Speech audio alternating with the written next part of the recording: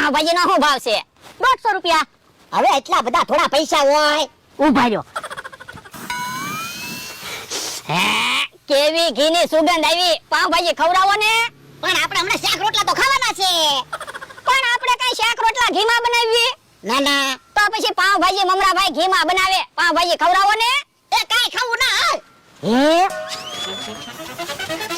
તમે જોવો તો ખરા કેવી ઘીની સુગંધ આવે, કાંઈ ખવડાવો ને. ના પાડી દે.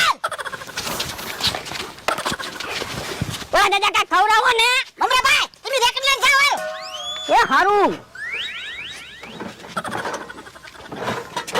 યો બોલો કેવી ઘીની સુગંધ આવતી હતી, કાંઈ ખવડાવ્યું નહીં. પણ આપણે હમણાં ખાવાનું તો છે.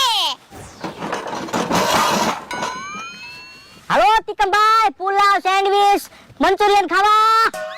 હે તિકમભાઈ આવે છે. હે ઘીની સુગંધ તો એમ આવે હું. તિકમભાઈ, પાવભાજી, પુલાવ, સેન્ડવિચ, દાબેલી એવું બધું ઘીમાં બનાવું, ઘીમાં. પણ મમરાભાઈ હું ઘી ખાવ ને તો મારી તબિયત બગડી જાય. હે લ્યો બોલો, બધા ઘી ખાય તો એની તબિયત સારી થાય અને તમારી તબિયત બગડી જાય. તો હું એ હારું તો હું વયો જાઉં પાછો.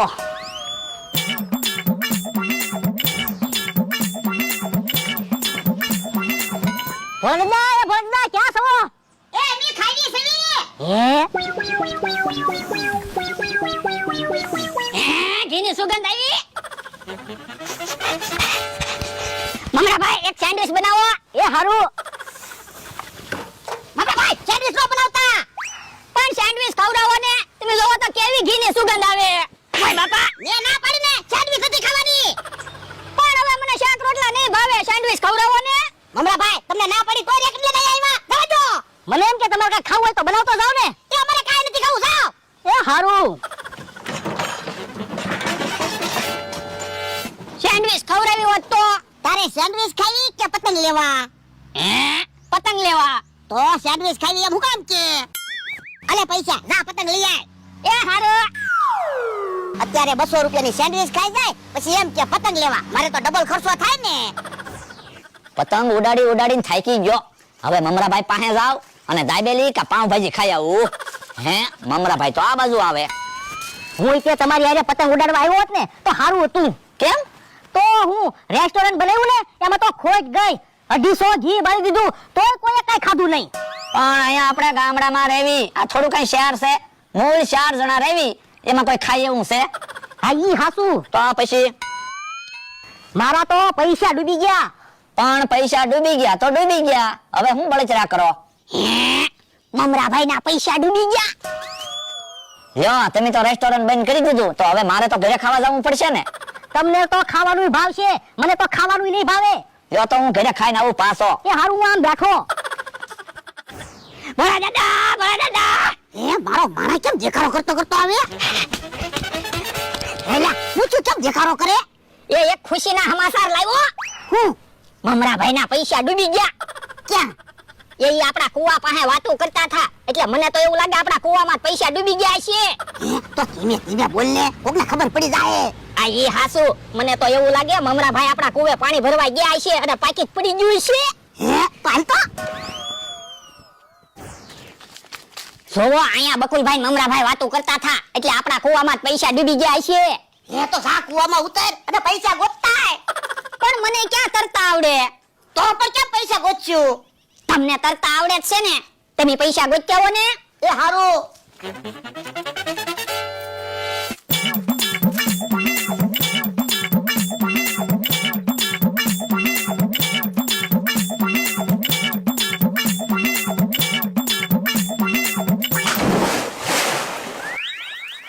હમણાં ભોળા દાદા પૈસા ગોતીને આવશે.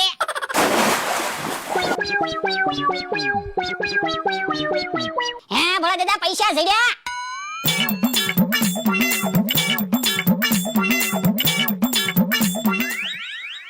ભોળા દાદા તો કઈ બોલતાય નથી.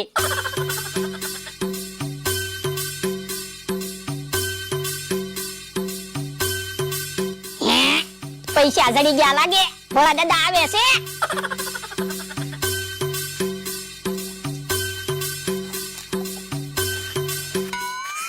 ભોળા દાદા પૈસા જડી ગયા? ના ના કુવામાં તો પૈસા નથી.